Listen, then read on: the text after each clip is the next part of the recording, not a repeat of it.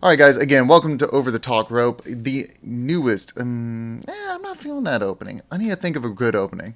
But welcome to Over Talk Rope. Today we are going to be covering last night's NXT, and it was a good one. I mean, NXT usually is good, but yeah, I really dug last night's episode. So let's just kind of get into it, right?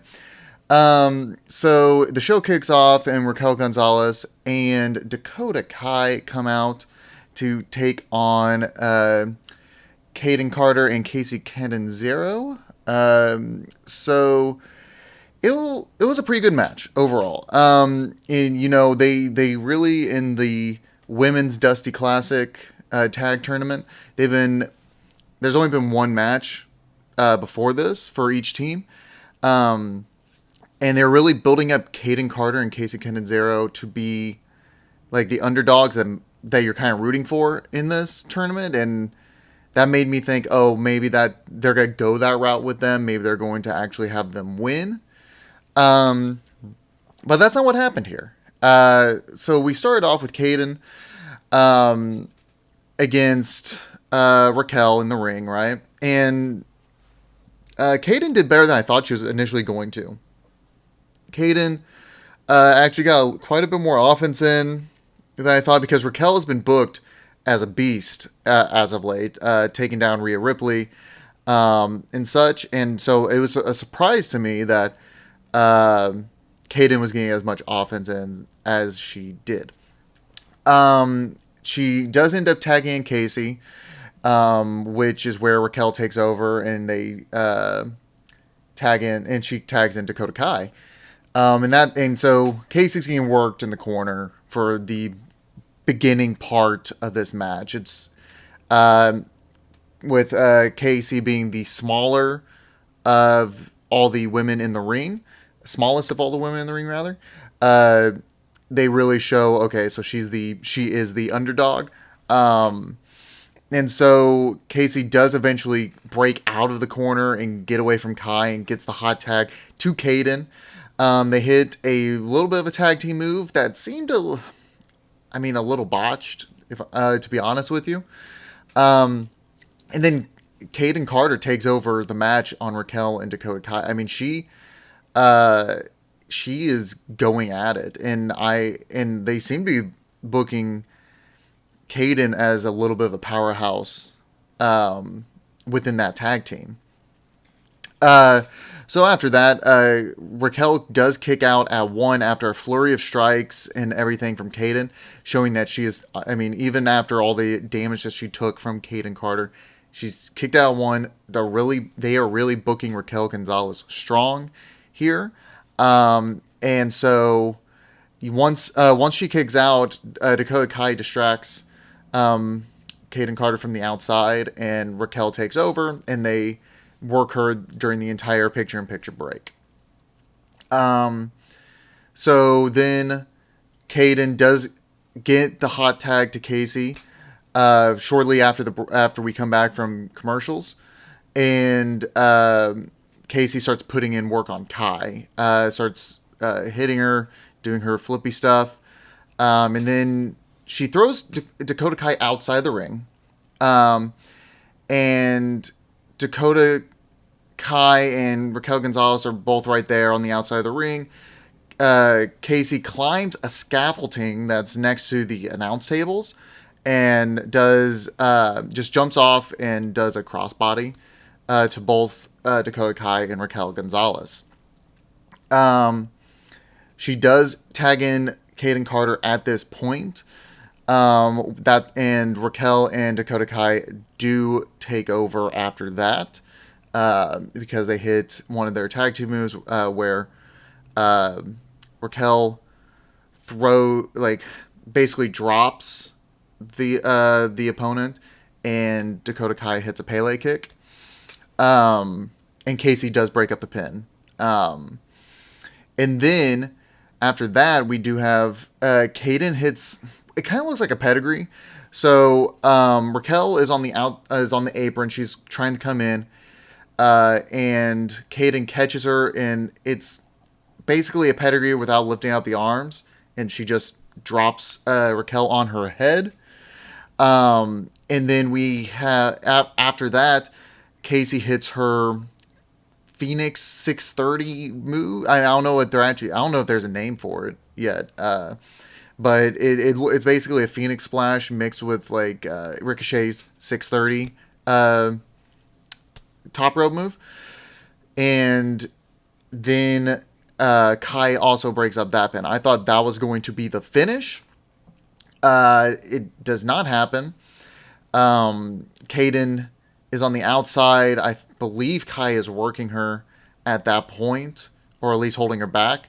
And Raquel does get the pin on Casey after hitting a chokeslam spine buster. I'm not exactly sure what it was because you just see Casey up high and then thrown down. So Raquel does pick up the pin there. Raquel and Dakota Kai do move on to the next round of the Dusty Classic and kind of ends the underdog dream of Ken Zero and Kaden Carter. So all in all, it was a pretty good match. They really worked the underdog team here, and like I said, there was a point where I was like, okay, they're gonna get the win here, and I was, as I'm sure a lot of people were, hoping they would get the win and win the whole thing. That's not what happened here.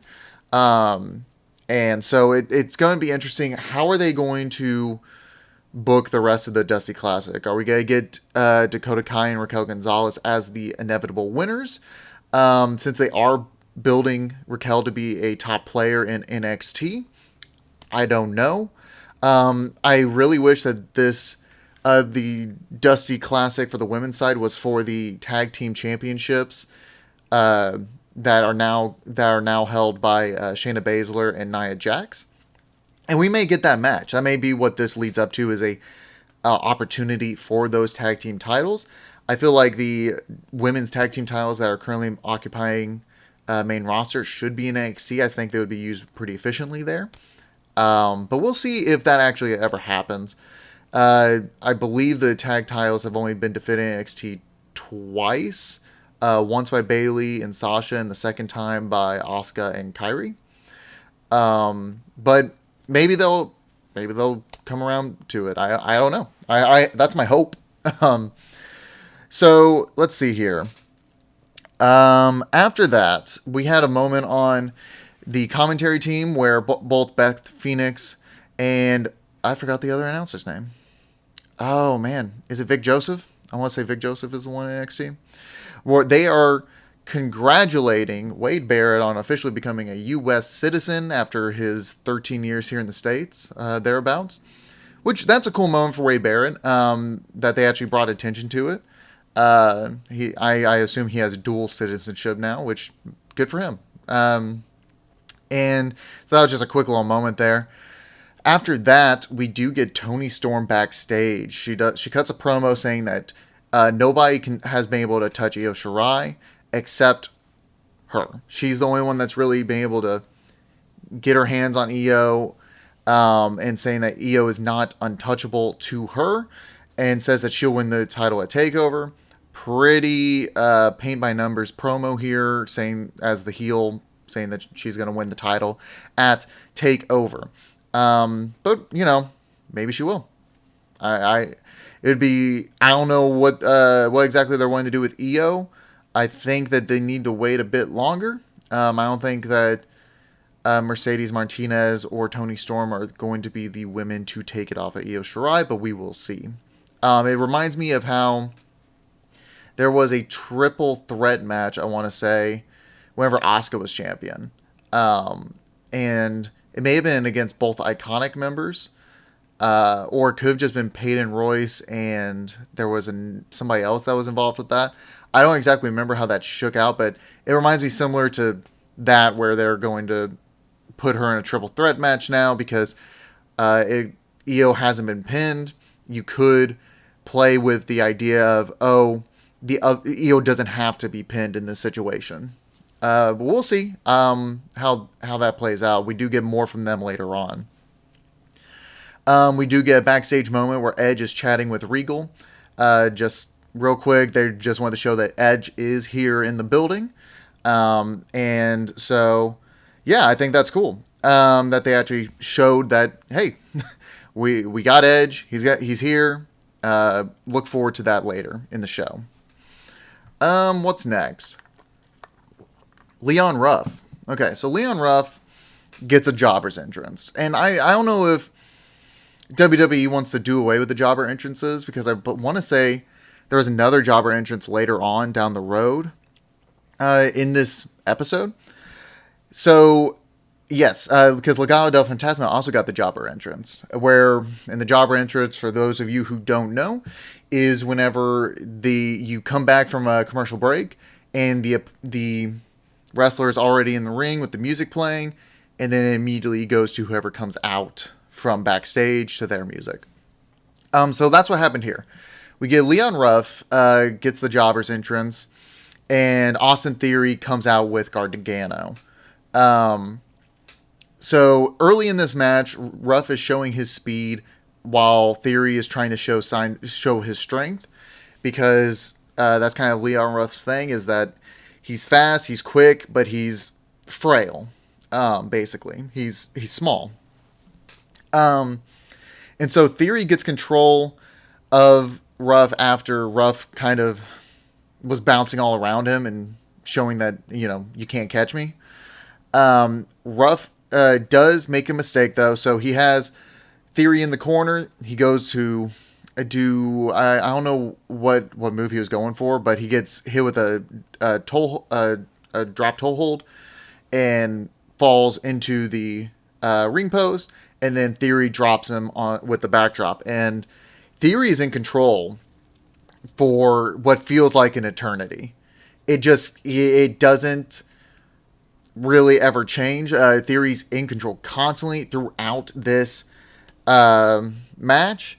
And there is moments where Ruff is trying to mount an offense with a bunch of strikes, but then Theory will drop him. And then we do have a moment where Ruff tries to roll up Theory, and Theory kicks out at, I want to say, 2. And that's whenever the tide started to turn a little bit towards Ruff. Briefly, really briefly. Ruff starts to chop down Theory with hits and kicks and everything. And then we have Gargano on the outside. He tries to distract Ruff, gets kicked. And then Ruff hits the missile dropkick on Theory. Gargano tries to distract again, gets dropped again. So it kind of makes it's showing like Ruff is not going to give up. Even doesn't matter how many people are going to try to interfere, he's not going to give up. He wants to get this win. We have the rest of the Way members come out. Candice LeRae and Indy come out to help Johnny, and then out of nowhere, Ember Moon and Shotzi Blackheart show up and carry them away to just take them out of the picture, which was it was like a blink and you missed it thing. I literally got up, got a drink, came back. I just see Ember Moon carrying away one of the two women. I don't remember which one. But whatever happened. And then so Ruff pulls the Eddie Guerrero on the outside and fakes Johnny hitting him. That's whenever the ref sees that and he ejects Johnny, which if you believe that Johnny hit Ruff, why wouldn't you just call the match on a disqualification? I don't know. Maybe the rule.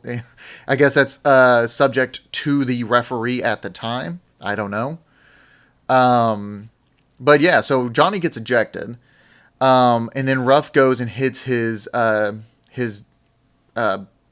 moonsault cutter. Is that I don't know what because he does like the rope bounce, does a little spin and hits the cutter on Theory.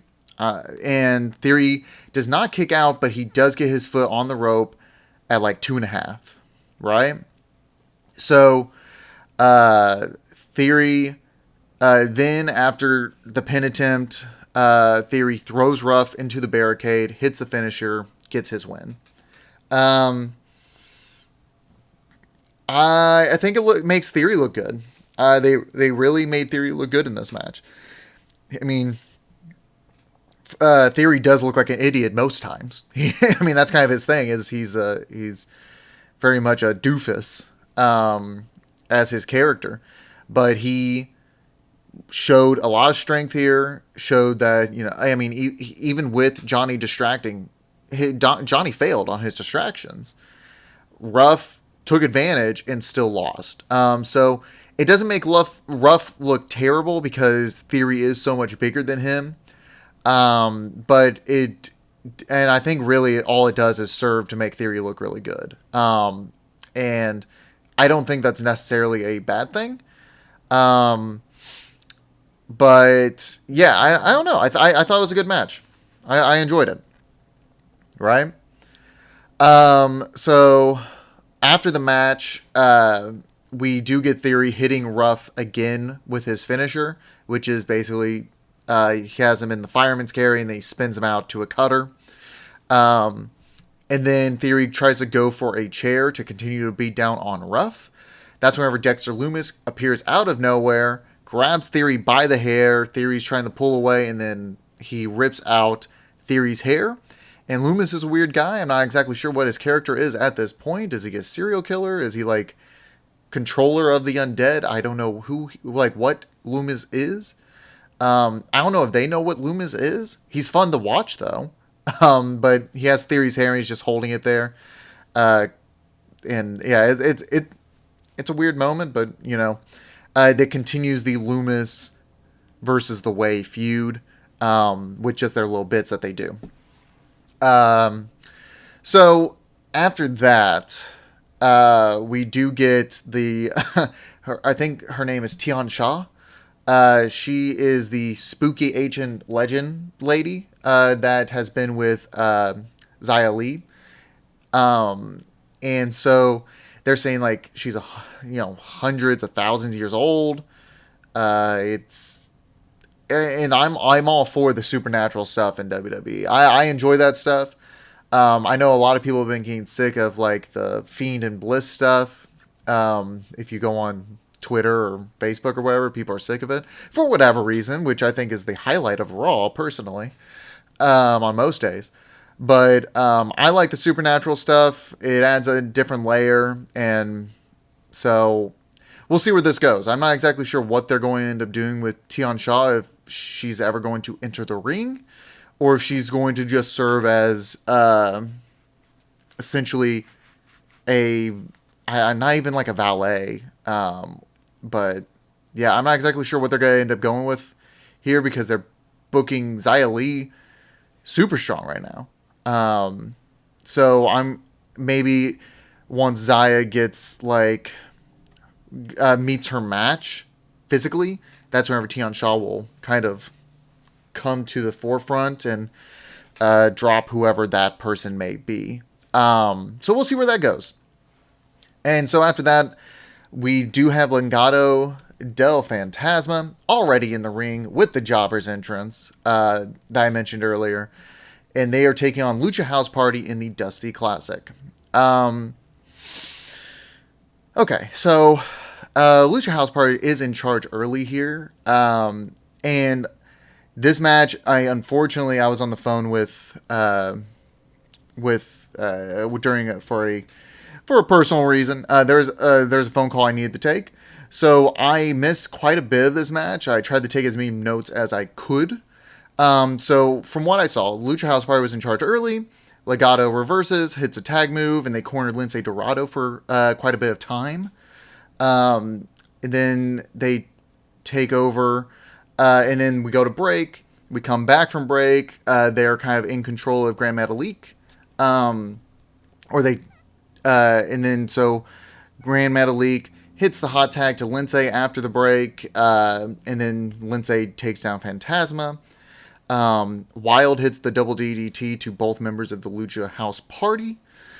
And Metalik hits a Rana to take down both members of Phantasma to the outside. After that, Lince hits the top rope moonsault and takes down both members of Legado del Fantasma.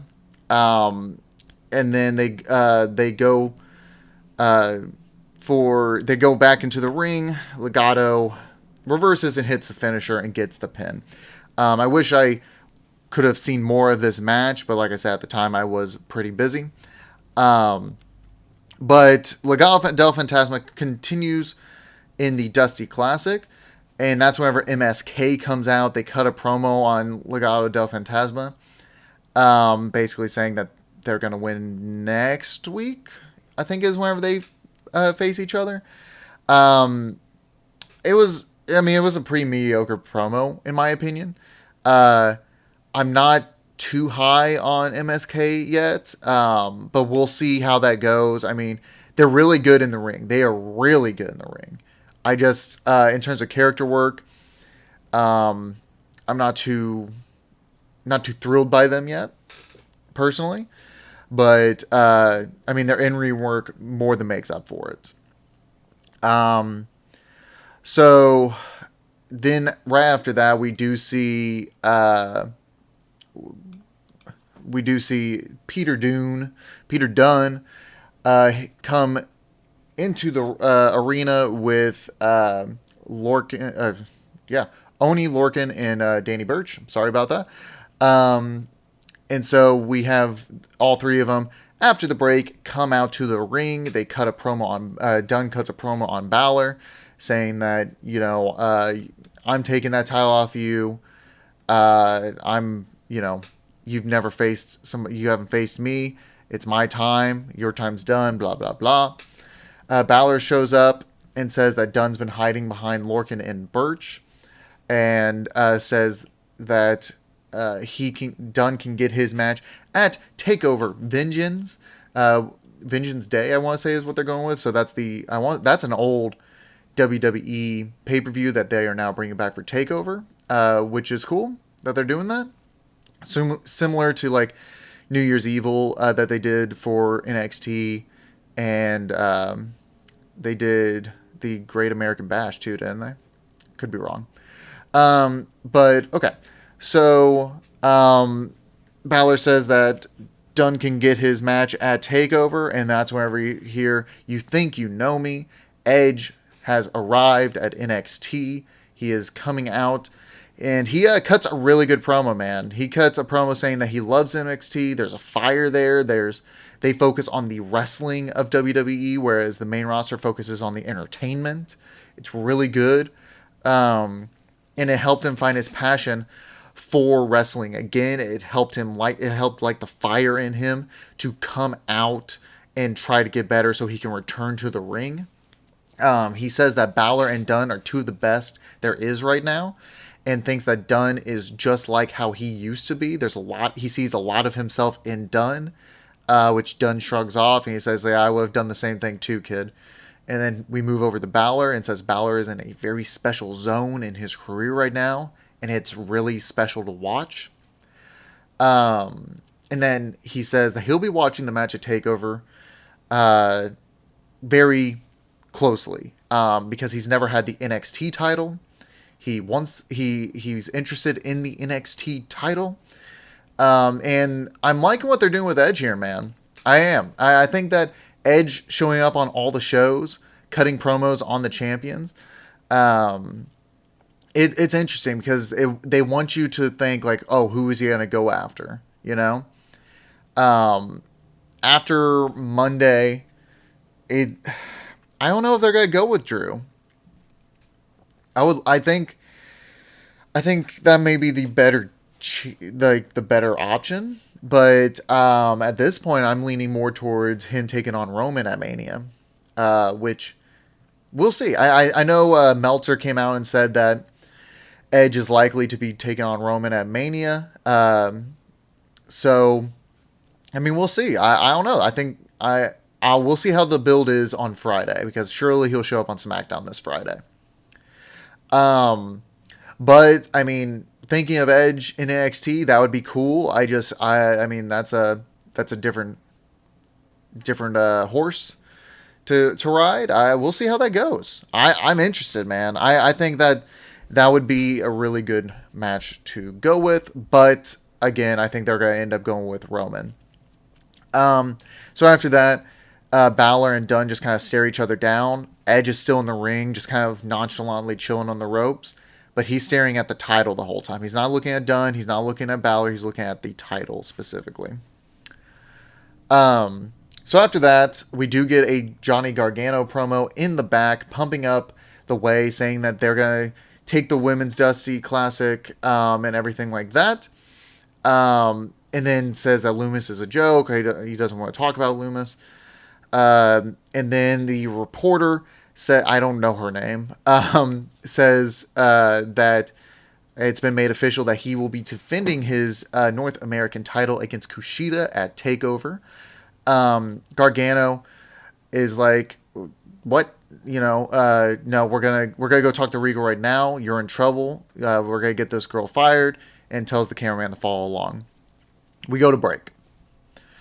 Gargano then knocks on Regal's office door to get this poor woman fired. And Kushida opens the door and says, oh, sorry, Regal's busy right now. And then that leads to a brawl between the two of them. Gargano just started, but Kushida beats him down. And Johnny was really selling his arm, so I'm wondering if he's going to try to pull a fake injury to get out of that match. It'll be interesting to see how that goes. I don't know if Johnny's going to pull that or not. That seems like that's kind of the character he is. But we'll see if that's the way it goes. I would like to see Kushida get a title. I think Kushida is a great asset of WWE's, and they need to use him because since he's gotten there, he's been in what? He was on 205 Live for a minute. He's in NXT doing... he had that feud where he kind of turned heel against Velveteen Dream, but then all the stuff about Velveteen Dream came out. And that's whenever Kushida... kind of, he tried to turn heel, but it ended up turning face. It was a quick turn. But it basically just showed a more aggressive side to Kushida. And now he's just been in like this ongoing thing with The Way. So we'll see how that goes. I'm hoping that Kushida does get this title off of Johnny. But if I wouldn't be surprised if they have Johnny win the first match here, since he has now broken the curse. So let's see here. The next match, so we got the Robert Stone brand out there with Jessica Kamea? Kamaya? Is that her name? I want to say Kamea. Versus Toni Storm. Toni Storm dominates early, and I'm surprised that Kamea gets any offense in at all. But because you see Robert Stone brand, I'm kind of figuring a squash match is on its way. But that's not what happened, which was cool. Kamea does get a bit of offense in, and then out of nowhere, Mercedes Martinez slides into the ring, and her and Storm start to brawl. Kamea gets involved for like half a second before she gets knocked away, and Robert Stone and Aaliyah are just like, no, let's get out of here. We don't need to be any part of this, you know. So then you just have Io Shirai nonchalantly, super casual, walks up to the ring, just sits on the top rope and is lax in there watching these two do their thing.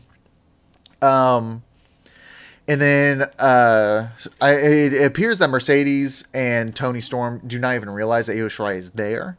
And so they take their brawl to the outside of the ring. Io walks over to the other top rope, gets up there, hits the moonsault to the outside, slides back into the ring, and holds her title high and waves at them. Io Shirai is very good. That was a really good segment showing that, you guys aren't focused. You guys are too focused on each other that you don't even see that I'm here. And I'm wondering how that's going to play into their match at TakeOver, the triple threat match. Then we get a brief Kurt Stallion promo where he's like, "Oh, I'm gonna do this for Texas" and all that. He's a funny character, man, but not exactly my cup of tea. We'll see how he grows on me. He's a pretty funny guy. And then we do get confirmation Cameron Grimes is returning to NXT next week. We haven't seen him in like a month or so, 2 months, something like that. It's been a long time since I've seen Cameron Grimes, ever since I want to say the Loomis feud is the last time I remember seeing him. He may have been around like and done something shortly thereafter, but I can't remember. Then we do get a cruiserweight title match between Kurt Stallion and Santos Escobar. And Santos dominates this whole match, man. It made Kurt Stallion look like a chump the entire time. Really the only reason that Kurt got any offense in is because Santos seemed distracted because Scarlett was up on the rafters or whatever with the glowy red light behind her and fog, just standing there staring down Legado del Fantasma. And we like it was just like he was keeping an eye on her, and he was almost showing off how he was beating down Stallion. We do get a roll up from Stallion onto Escobar, which Santos does kick out of, and then he tosses out Santos over the top rope, and that's whenever Santos begins to show a little bit of concern over Scarlett's presence. It's almost as if he realized, okay, I need to stop focusing on her and showing off, that I need to focus on this match, because he found a weak point and took advantage so that could happen again. So then after the break, Santos is back in charge, hit Kurt Stallion on the steps, on the steel steps during the break. They show like a little picture-in-picture thing. And so hits Kurt with like a neck breaker where so it's like the Samoa Joe old finisher where he would put people up and then he would come down on them. This time Santos would just come down to his knees. That move scares me, man, because I mean, it just looks like it was very painful, and Samoa Joe ended up injuring what's his name, Tyson Kidd, and obviously accidents happen, but yeah, I mean that move just gives me the skeevies, man. That just seems like a dangerous move. So then Santos starts to work some submissions on Stallion. Stallion does take over a little bit, get some offense in, and Santos reverses briefly before Kurt hits him with a German suplex, and then Santos rolls to the outside. Kurt Stallion does a suicide dive through like the bottom ropes to nail Santos. It was a really smooth move too, because it was like he was already running to do something, because Santos was in the corner. So he was going to run and do something to Santos in the corner, but Santos rolled out, and that's whenever he hit the suicide dive. Looked really smooth, and looked really good. So then he hits a big top rope splash onto Santos and only gets 2. Escobar hits a suplex onto Kurt Stallion into the corner, and gets 2 on that. Stallion does get a little bit more offense in before Santos Escobar hits the finisher and gets the win. Now, the match is over. Really, like I said, Santos dominated almost all this match. It wasn't, to me, anything really special. And it just shows that he is a dominant cruiserweight champion. Until we have Karrion Kross comes out, which is the whole reason why Scarlett was there in the first place, because letting him know, hey, your time's up. Kross comes out and destroys the tag team Legado del Fantasma, while Santos, their leader, stands in the middle of the ring unfazed. He doesn't move. He doesn't have a problem. He's just chilling there. Kross rolls into the ring, or steps into the ring, says that they have a problem with each other, and he'll give Santos time to think things over, but just to let him know your time is coming to an end. He lets him leave. Edge, we cut to backstage where Edge fist bumps Bronson Reed and is confronted by Kross. So we probably had a break in there. I just forgot to note it, because otherwise Kross just teleported from the ring to backstage. So Edge gets a fist bump to Bronson Reed, very similar to how Edge, hyped up Damian Priest the other day. Edge is there. He's really just like these little moments. I feel like help put over these newer talents. But anyway, he's confronted by Cross, and Cross says that if he goes for the NXT title, he will go after Edge. So Edge says, with talk like that, it motivates him to want to come back. And if he does come back, Cross will not like it. And then Edge just walks away. And it looks like it almost shook Cross a little bit. So I personally, I don't know if I would like to see Cross versus Edge. I'm not a huge fan of Cross. I think his character stuff, he has like amazing presence, right? I just am not a fan of like his in-ring stuff.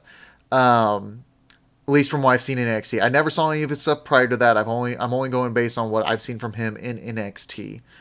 I think that he definitely has everything it takes to be like a big star for sure. But we'll see where that goes. I don't know really if I would like Edge versus Cross, but I mean since Edge has come back, it's like he has a bunch of little stories going on, and I'm digging it, man. I really am. So let's see here. The next match is our main event. So we have Undisputed Era versus Ciampa and Thatcher. Okay, so at the beginning, Ciampa and Cole, Adam Cole, have a really good back and forth. They know each other well. They fought each other, hundreds of times at this point. And they're showing that. Like, they're both going for different finishing maneuvers, different signature maneuvers, and they're dodging each one of them. It's showing a lot of, familiarity, right? They each tag out. Then we have a good back and forth between Strong and Thatcher because they are both proficient technical wrestlers on the mat. It's really good stuff. Strong does get the better of Thatcher and corners him, allowing him and Cole to take over for a few minutes. Thatcher is able to turn the table, and he moves. I want to say Strong. I want to say he gets Strong back into his corner to where Ciampa and Thatcher get heavy offense in on Strong. They're beating the hell out of him. And then we get all four of the stars in the ring and then head to break. They start beating on each other before break. And I don't think they did a picture-in-picture. They could have, and I missed it. But we go to commercials. We come back, and Thatcher is completely in charge after the break. Strong and Ciampa get into a slap-off. They're just smacking each other's chests. And then Roddy goes to wind up on the rope, and Ciampa knocks him down with a vicious forearm. Thatcher puts Strong in a sleeper hold on the top rope, but Strong reverses it into a superplex and hot tags Cole, where Cole goes on a tear for a while. He's beating the hell out of Thatcher and Ciampa, pardon me. And so he goes for the Panama Sunrise and gets reversed, and Ciampa reverses it, and then he gets the tag to Thatcher. Now, Cole and Strong put Thatcher and Ciampa both into submissions at this point. And I want to say he put Thatcher in the figure four, whereas Strong may have had Ciampa in, it was either a single leg or a double leg crab. Ciampa escapes the crab and breaks up the submission hold on Thatcher. And then you have Thatcher, who slaps the hell out of Strong, hits a German suplex, and tags Ciampa in to hit 1-2. And then we have Thatcher tag back in, hits another German suplex, tags in Ciampa to hit I think Ciampa hits another German at that point into a running knee, and Strong hits out. Or maybe it may have been Thatcher hits the German, for Ciampa to hit the running A. If that's a finisher, that's a solid finisher. However, Strong does kick out because you have Thatcher holding Cole back, so maybe it's obviously not the finisher. So Ciampa goes for a fairy tale ending on Roderick Strong, who reverses it and hits the angle slam. Cole and Strong hit the super kick knee combo, and Ciampa kicks out. Undisputed Era go for the finish. Thatcher interferes. Strong hits Thatcher with a backdrop into the barricade. Ciampa hits the Willow's Bell on Strong for the win, and that's the end of the match. We have Ciampa and Thatcher moving on in the Dusty Classic. So the Grizzly Young Vets come out at this point and confront Ciampa and Thatcher post-match, and they have like a mini brawl. And then that's where the episode drops off and it ends. So I mean, I think it was a really good match, man. I obviously you have Undisputed Era. They always put on great matches, and the chemistry between Ciampa and Thatcher is really, really good. Chances are they are going to win the whole thing before they inevitably feud again later on down the road. But they had really good chemistry throughout this entire match. And so we do have a really good episode of NXT here. I'm interested to see where we're going. We have the whole Edge looming over the title scene. Like I said, I believe he's going to SmackDown and he's going to challenge Roman at Mania, but we'll see what happens tomorrow night. Which, if you guys want to watch my SmackDown review, I will be doing it live right after SmackDown happens. I may even do a live stream during it to do reactions to the episode. So we'll see how that goes. But I mean, NXT is weekly the best wrestling show, in my opinion. I think I have more fun with SmackDown overall. But in terms of in the ring, nothing beats NXT, man. They just do such a great job with all of their characters, with all of their wrestlers. Everything through and through is fantastic.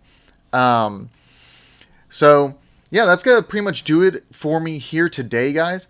If you guys are enjoying this, be sure to follow, subscribe here on the Twitch, or you can head over to my YouTube channel where I do post all of these after the fact at youtube.com. Just search Over the Talk Rope. Haven't gotten to 100 subscribers yet, so I can't have that special URL. So if you guys want to help me out with that, that'd be pretty cool. But aside from that, guys, I appreciate you hanging here with me, enjoying the show, and I will see you next time.